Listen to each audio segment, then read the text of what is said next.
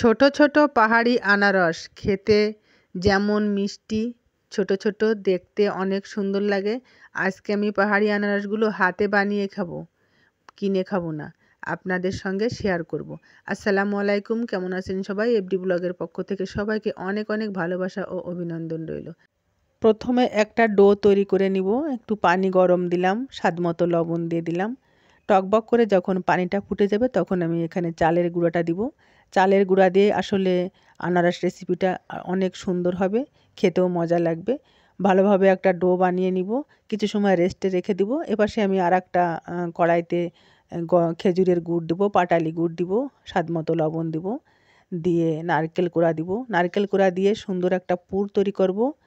চুলার আঁচটা বেশ একটু কমিয়ে দিব, কেননা গুড় যদি একটু বেশি কড়া হয়ে যায় তাহলে স্বাদ কমে যাবে। যেভাবে আমরা পুলি পিঠার পুর তৈরি করি ঠিক একইভাবে পুরটা তৈরি করে নিব। এপাশে আটাটা সেট হয়ে গেছে, এখন আমি ভালোভাবে কিছু সময় মথে নিয়েছি। আর আটা যদি বেশি ভালো করে বানানো হয় তাহলে যে কোনো রেসিপি খুব সহজেই তৈরি করা যায়।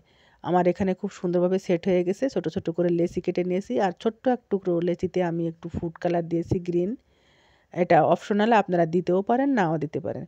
তারপরে আমি সেই লেচিগুলো দিয়ে হাতে তালুর উপর রেখে বেশ পুর করে চারপাশ ঘুরিয়ে ঘুরিয়ে একটা গোল বাটির মতো শেপ দিয়ে নিব।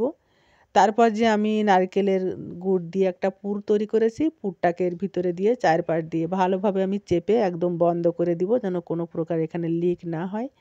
দুই হাতে তালু দিয়ে ঘুরিয়ে ঘুরিয়ে ভালোভাবে গাটা একটু সমান করে দিব। তারপর একটা ছুরির সাহায্যে একটু কাতভাবে কয়েকটা লম্বা লম্বা টান দিয়ে দিব। আনারসের যে চোখ চোখ থাকে সেই শেপটা তৈরি করার জন্য ঠিক ছুরির সাহায্যে এভাবে একটু টান দিয়ে দিব। চারপাশ থেকে ঘুরিয়ে ঘুরিয়ে একটু চারকোনা শেপ দিয়ে দিব। তারপর আমি ছুরির আগা দিয়ে একটু আনারসের গায়ে যে ছিদ্র ছিদ্র থাকে এটা একটা নকশা করে দিলাম। দেওয়ার পর দেখতেই পাচ্ছেন কত সুন্দর লাগছে। আর পাহাড়ি আনারসগুলো খুব সাইজে ছোট ছোট থাকে, এভাবে আপনারা তৈরি করতে পারেন। আর এখানে আমি কয়েকটা পাতা দিব, সবুজ পাতা, এটা সম্পূর্ণ অপশনাল। দেখতে খুবই সুন্দর লাগবে, সেই জন্য সেই সবুজ কালার দিয়ে আমি একটু ডো রেখেছিলাম।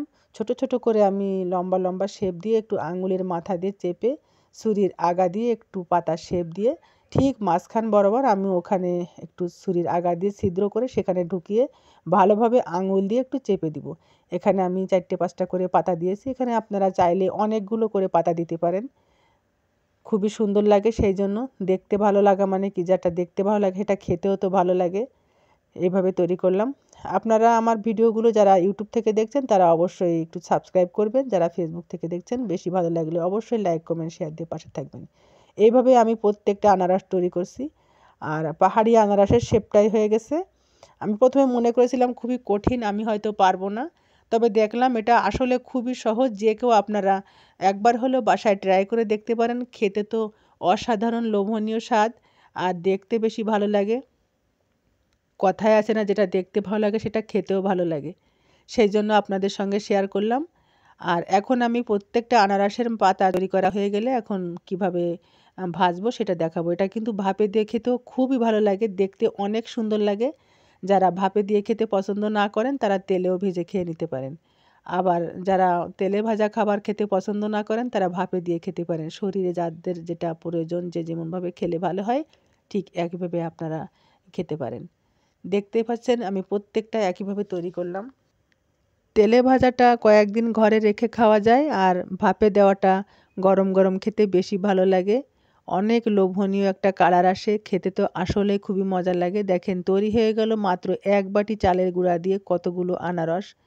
এখন আপনাদের দেখাবো পরবর্তী স্টেপে আমি কি করব সেটা দেখাবো। কড়াইতে তেল নিয়েছি পর্যাপ্ত, আর একটা একটা করে আমি সব আনারসগুলো আগে একেবারে খাড়া করে পাতিয়ে দিব। নিচের সাইডটা ভালোভাবে ভাজা হয়ে গেলে আস্তে আস্তে আমি ঘুরিয়ে দিব, তা না হলে পাতাগুলো অনেক সময় ভেঙে যাওয়ার সম্ভাবনা থাকে। একটু ব্রাউন কালার হয়ে গেলে নামিয়ে নিব। এটা আপনারা চাইলে অল্প আঁচেও খেতে পারেন, আবার একটু ব্রাউন করলেও খেতে একটু মুসমুসে হয়, ভালো লাগে। আপনারা যে যেমন পছন্দ করেন সে সেমনভাবে খেতে পারেন। আর এটার ভিতরের পুরটা তো আগে তৈরি করা, ভিতরে আপনাদের আমি পরবর্তীতে দেখাবো কত সুন্দর হয়েছে। একটু ব্রাউন কালার হয়ে গেছে, এখন একটা একটা করে সবে নামিয়ে নিব। আপনাদের একটা ভেঙে দেখাচ্ছি, দেখতেই পাচ্ছেন কত সুন্দর, ভিতরে পুরে ভরা আনারসের শেপে নতুন একটা ইউনিক রেসিপি আপনাদের সঙ্গে শেয়ার করলাম। ভালো লাগলে লাইক কমেন্ট দিয়ে অবশ্যই পাশে থাকবেন।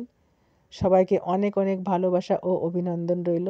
এই পর্যন্ত আবার নতুন কোনো ভিডিও নিয়ে আমি আসবো। আল্লাহ হাফেজ।